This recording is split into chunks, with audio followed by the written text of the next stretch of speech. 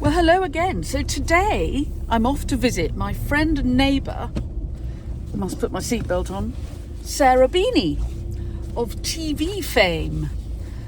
She is a brilliant woman who lives in the village, and I appreciate we're still on the kind of sepia-toned camera here, but her schedule makes mine look part-time. I'm a busy woman, but I ain't got nothing on Sarah Beeny. So when she said she was free this afternoon, I was like, okay, I'm on my way to ask her about moving to the country, running an extraordinary portfolio business.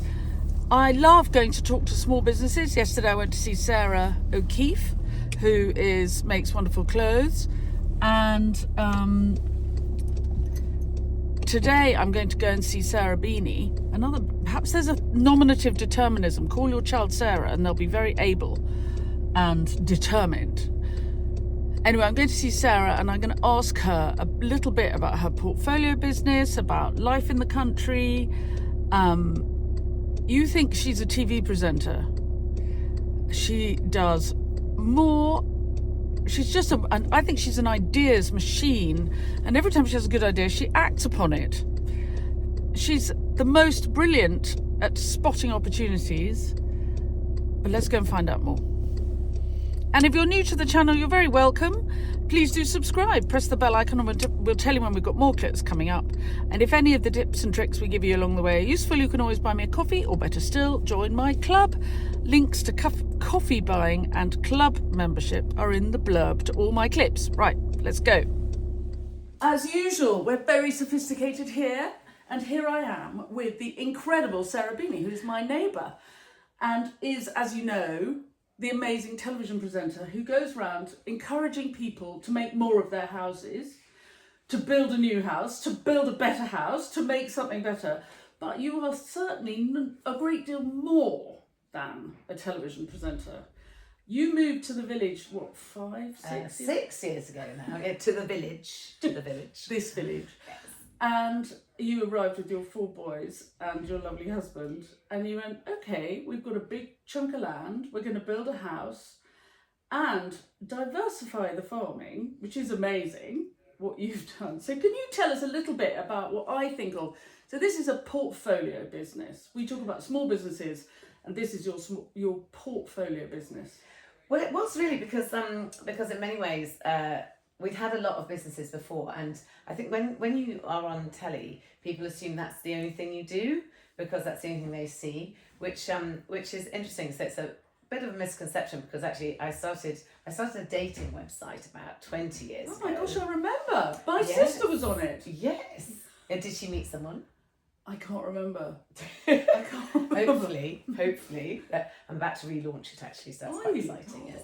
Anyway, that's for another day. But yeah, so when I started that, people said, that's so bizarre. Why would you do that? And I thought, well, actually, if you knew me, you would think that was completely normal, because I kind of like this. This is another thing that I love. I sort of, when you see someone and you meet someone else, and then you think, oh gosh, if that person met that person, that would be really magic. Not necessarily always in love terms, but also, you might meet a young kid who's really into, I don't know, like they really want to become a car mechanic or something, and then you've got a friend who's got a car mechanic, and you think, oh, actually this is what happened the other day. So my husband's godson, he wants to work in tractors and like learn how to deal with tractors, and I know 2 people who have lots of tractors.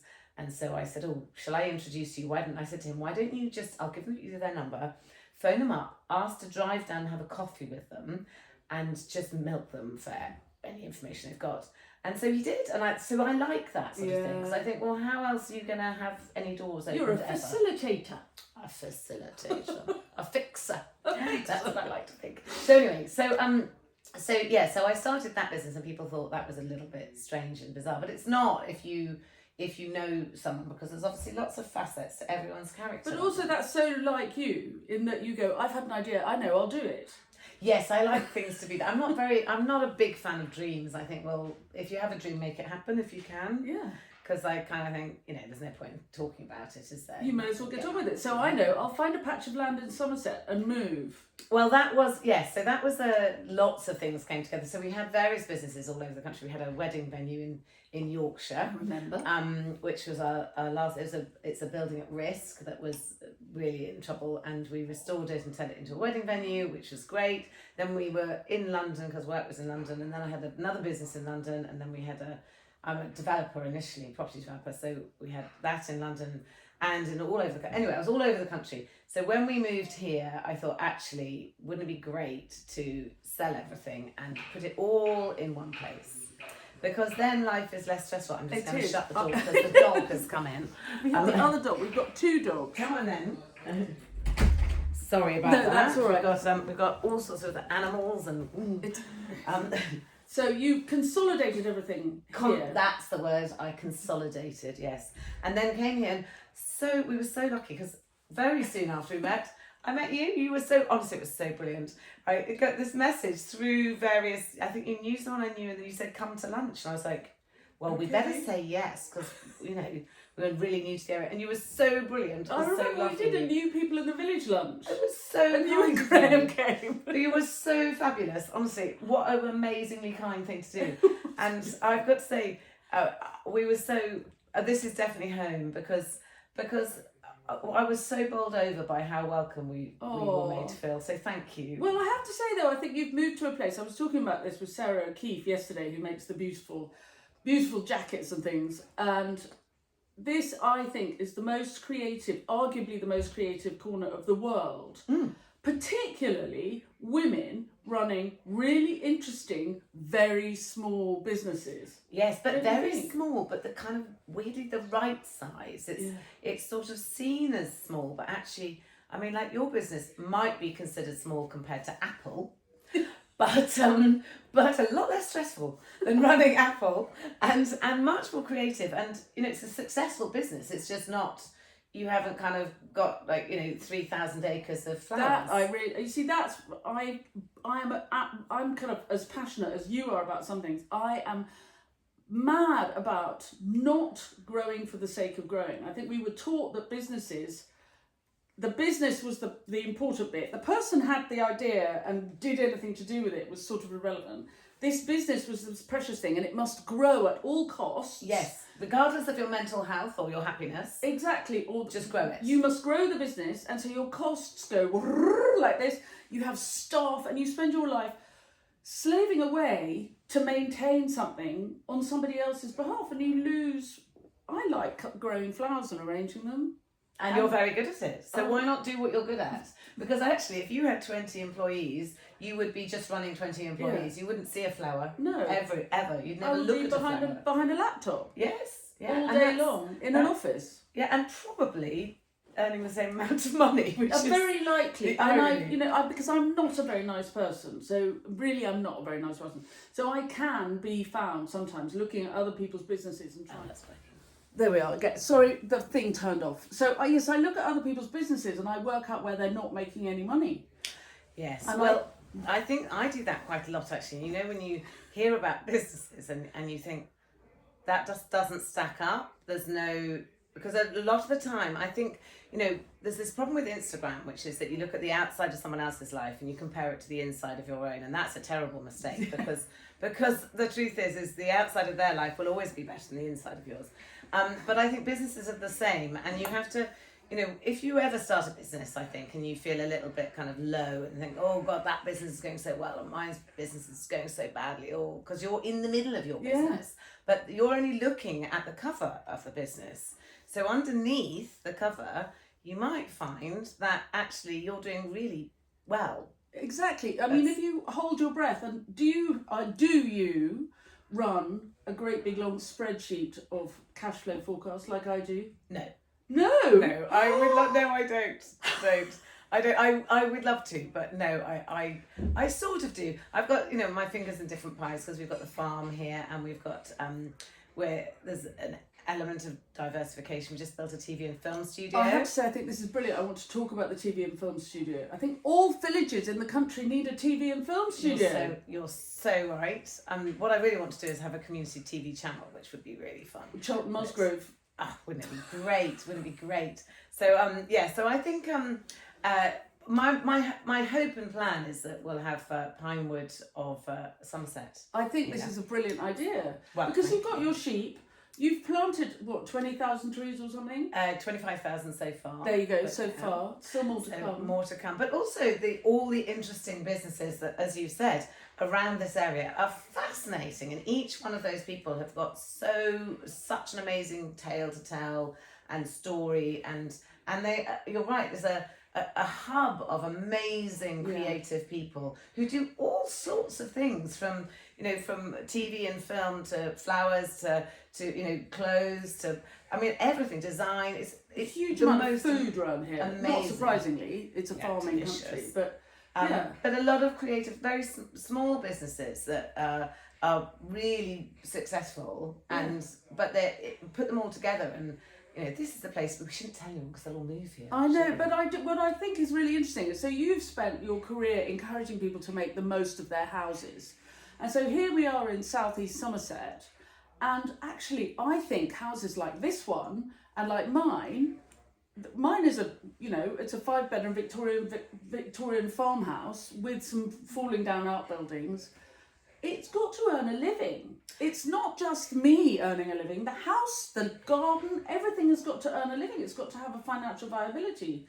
I think so, unless you are going to go elsewhere and earn the money to pay for it. But if you possibly can, I think, and it's a bit like, I often think I've visited various charities, which are amazing, and they're sort of wonderful projects where people have set up, a community farm, and then I kind of go, okay, so again, back to the money. I'm like, how does this stack up then? You've got 16 employees and you've got a community farm, and where does the money come? And they say, we have schools that come around, and I'm like, okay, no, that's brilliant, but wonderful. You're not charging them much. How much are the schools paying? And they eventually, after 20 minutes, they go, oh no, we just get grants from the government, and I'm like, yeah, but that's not sustainable, because what happens when the government says no, right now? Yeah. And they just say, well, you can't have the grant. Then what do you do then? You need to have a great to do that, but on the side, you need to have something that's commercial, and you need to say, right, we'll also do glamping weekends, or will people can pay and do courses on how to grow vegetables, or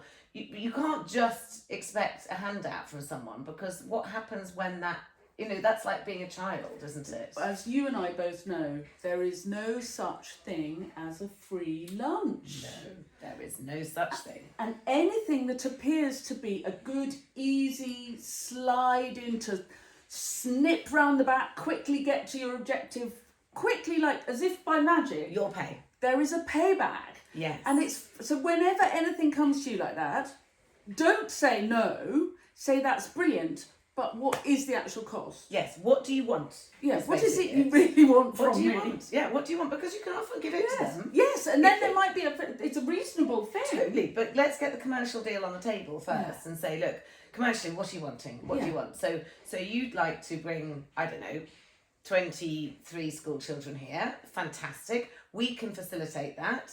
But obviously I have to employ someone. There's a health and safety aspect. There's a, what is it when you have to have enough adults around children? I can't remember other safeguarding. Safeguarding, that's the one. There is a good reason we never have school children to come and farm. Yeah. Because it's very expensive. Yes, but if there was a way of doing it, it's not that anyone's anti-school. No. I'm not anti. We'd love to have school children up at the studios. I'm sure we will. I'm sure we will, but we need it to be... I've been approached by a few people who said, oh, brilliant, let's do it now. And I'm like, no, it has to be commercially viable. Yeah. Once it's commercially viable, then we can do that on top. But if I could, apply for a grant, get a grant and have school children, then what happens when there's no money and the school children can't come? Exactly. Kind of Plus, make it commercial and then they can come. I love the studio. So what happens here, you drive on the drive, and there have always been a lot of tumble down barns, and there was a lot of kind of, when you bought the place, there was quite a lot of barn outbuildings all up at the top around the yard. And so very intelligent, and none of those buildings now very few farm buildings are designed really for modern farming. No. They're not big enough. You can't fit the Lamborghini tractor in them, for example, and that was a modern barn. Anyway, so very sensibly, you've converted this barn into a recording studio. Yeah, well, it started with the fact that it was an asbestos barn and it leaked, and so we had to do something. It was a very good steel frame, and so I thought, well, we've got to rebuild the barn anyway. So if we're going to rebuild the barn, then the thing to do is to rebuild it so it could have other uses as well as being a barn.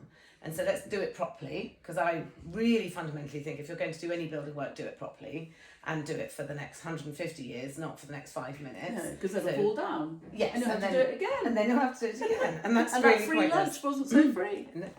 So I thought, well, if we're going to do it, we'll put an insulated slab in, because the floor was really bad. So, and we'll insulate it with insulated steel. So then I thought, right, once it's in, because you shouldn't build unless you insulate. So we insulated it all. And I was like, okay, now it's insulated. We'll now see if we can make this go. Worst case scenario, it'll just be a very good hay barn. But other than that, hopefully it will fly. Well, I mean, if you look, so I've got a YouTube channel.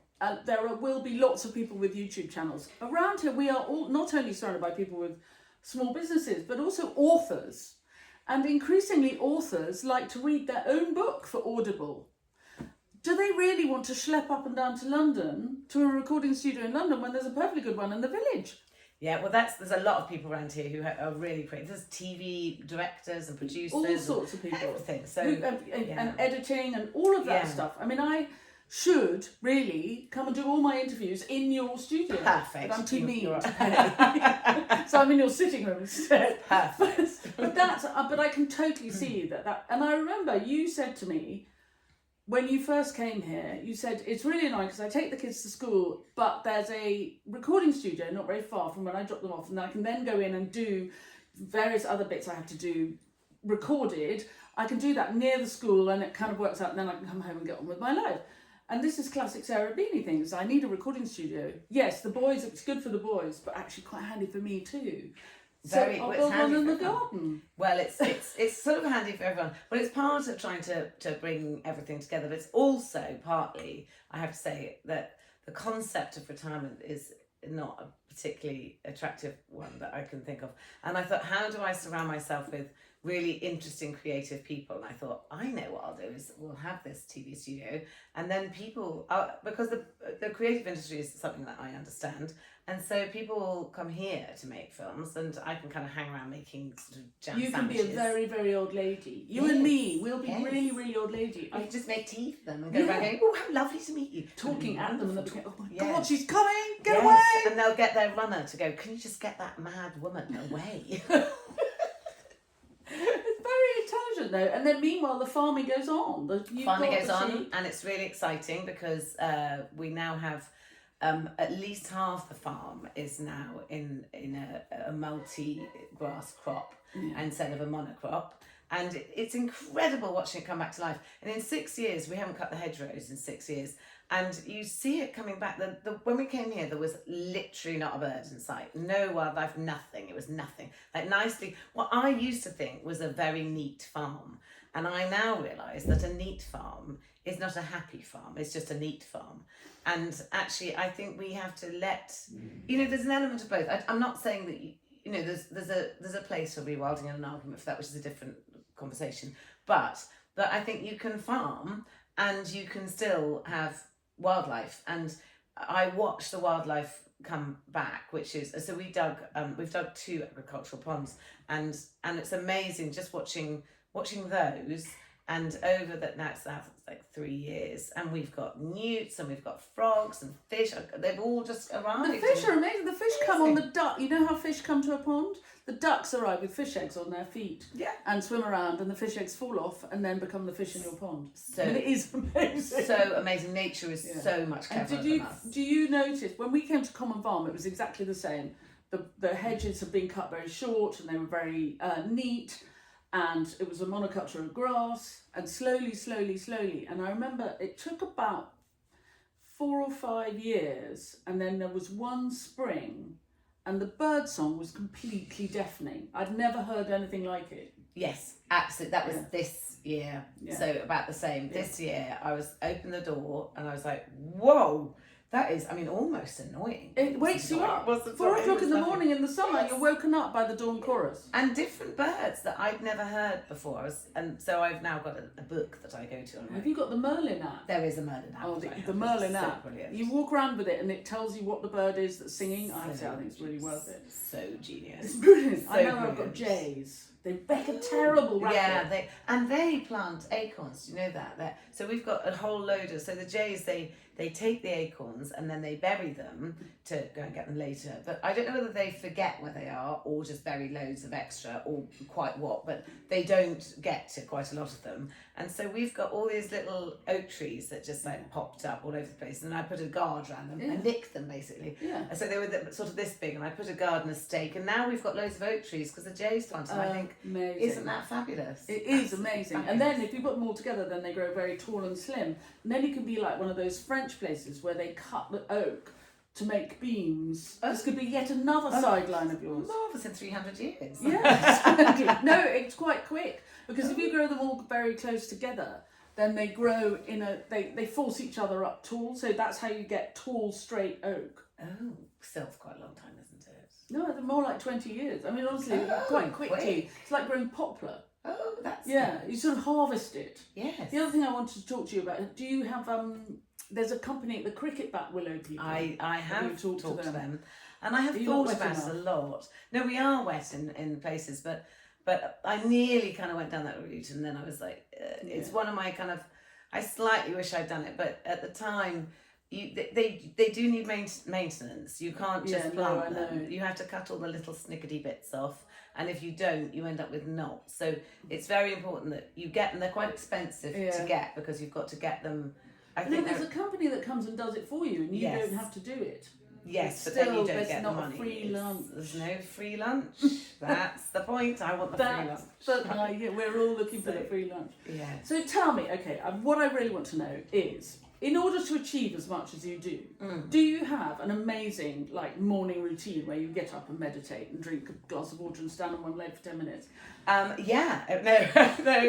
I am quite an early riser, which is an advantage because I wake quite early.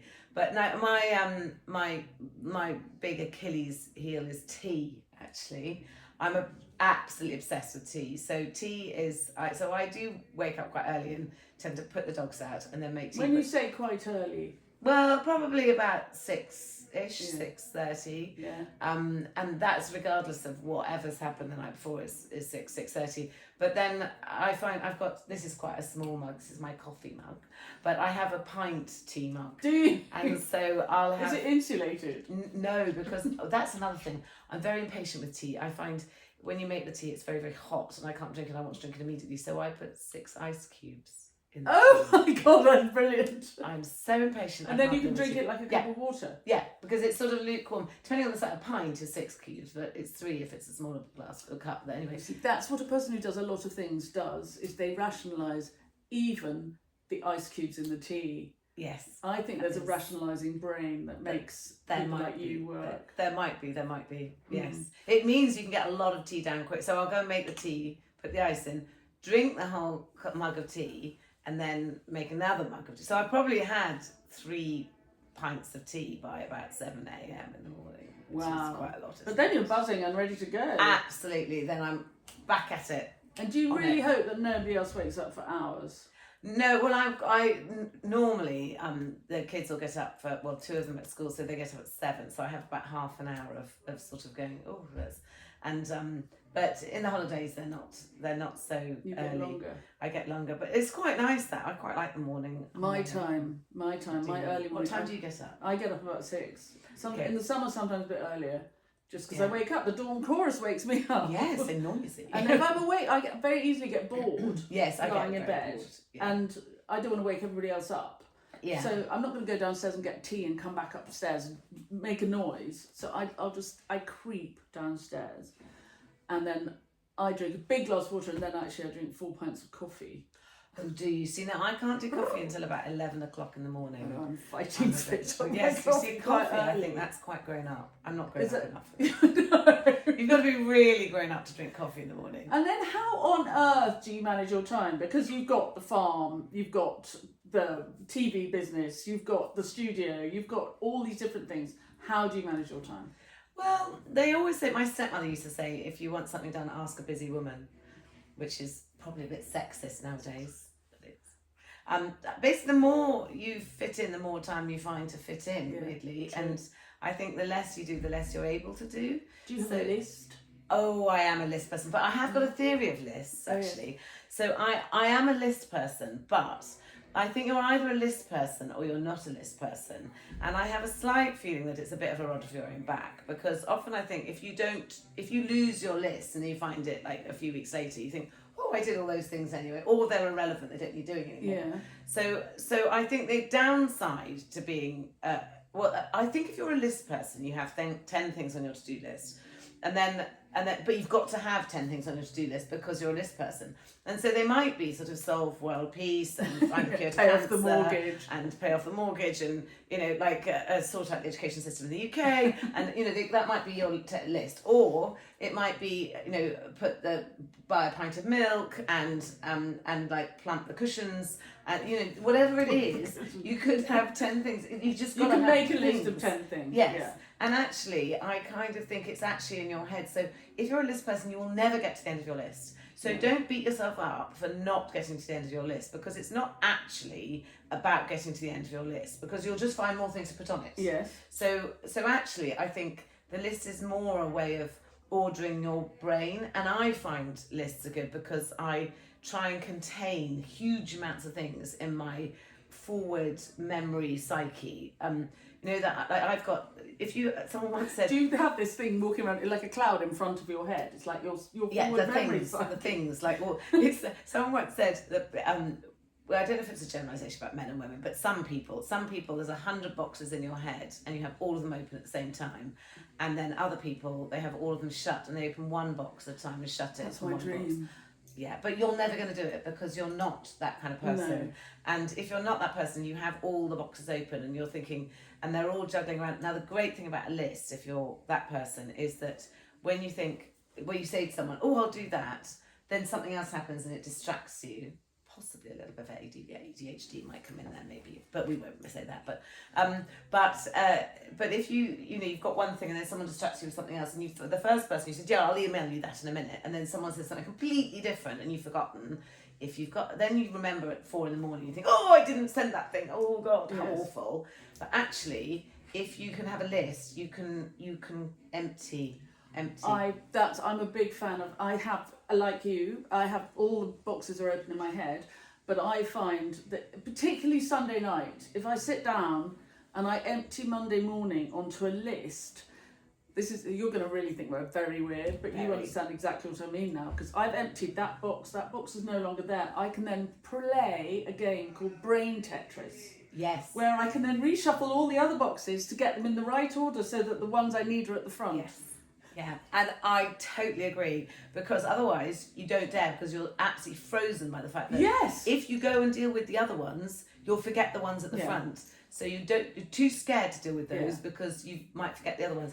But the list enables you to. I completely agree. I download onto a piece of paper, and then on the piece of paper I will then rationalise. Yes. So I have my major list. And then I'll have my actual list of what I intend to do tomorrow. Yes. And if I get and it might have 3 things on it. Yes. And if I get those 3 things done, then the rest of the list is still there. And it hasn't been clogging out my brain. But you can probably only do those 3 things because you've written the rest of the list. Because you're not trying to remember that you must get the car MOT'd, and you must. No. Because all those things aren't there. You say, I must get the car MOT'd, and I go, you've had a panic, haven't you? But it's okay. Also, I think there's something quite interesting about women and working in the Western, in the UK, that I think is quite interesting, and that is that there's a role that so I live in a family of 6, and you live in slightly smaller, but pretty much the same. Yeah. And So if you were running a business of 6 people, you'd have an office manager. You wouldn't think, oh, it'll run itself somehow. I don't know how, but we'll just hope to goodness it's all okay. You'd have an office manager and they would manage it. But the role of what I call kind of home family admin is not really recognised as even a thing, let alone it needs anyone to do it. So I think there is something which, I know I'm speaking as a 52-year-old woman, but it tends to, traditionally has sort of fallen on the woman for some reason.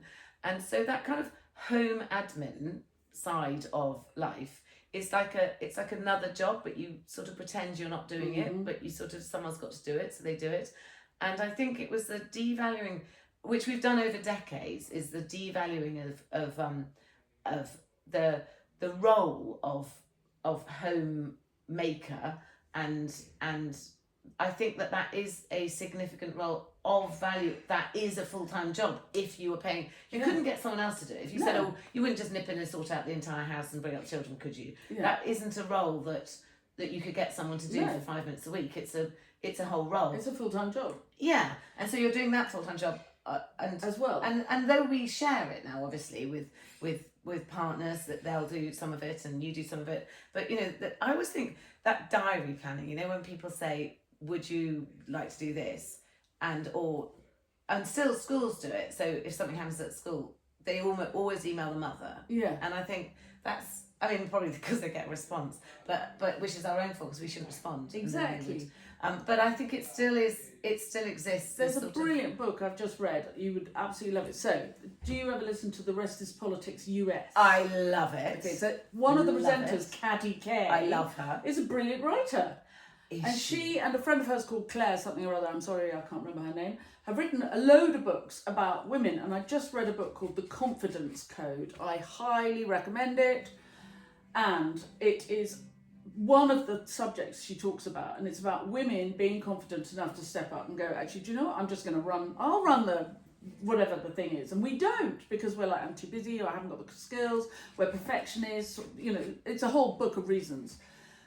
But what she also says is, anybody who's run a family house and brought up a family is a CEO. Yes. You have all the skills of being a CEO. You are a genius level multitasker. Your strategic planning is second to none.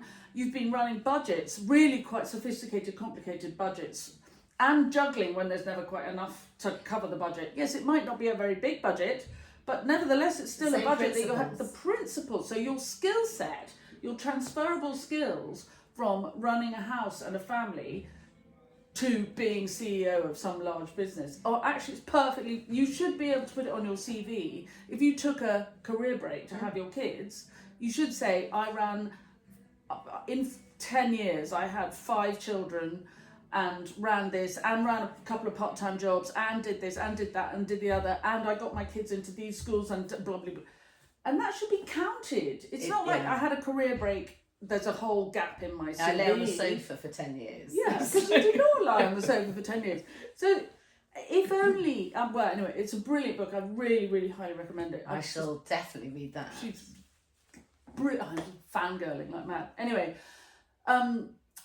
we ought to probably sort of wrap up a little bit. Yes, but well, thank you so much for coming around and chatting. And it's really, really interesting. I just love to talk to women who juggle, women making a really good living, who understand the process. Yeah, it is hard, and that's the truth of it, is it is hard.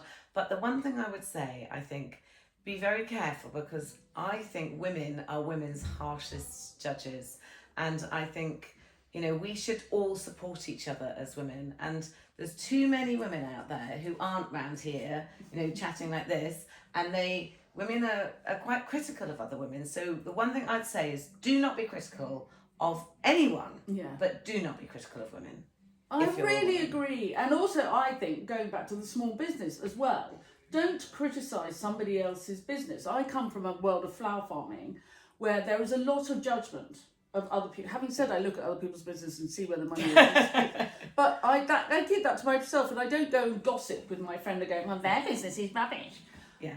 I think if somebody has a clear objective and they are achieving it. I don't care if somebody's running a tiny flower farm from a flower bed under their kitchen window. If their objective is X and they're achieving it doing that, then they are the cleverest man alive or woman. Absolutely. And good for them. And support each other. I kind of think we should. But I don't think we should be supporting just women. We should support everyone. Yeah. But don't be hypercritical of women, which we often do. Yeah. Brilliant. Thank you so much for having me. That's so absolutely much. brilliant. It was lovely. Thank you. Really Gorgeous to see you. Thanks, everyone. Oh, we're lucky.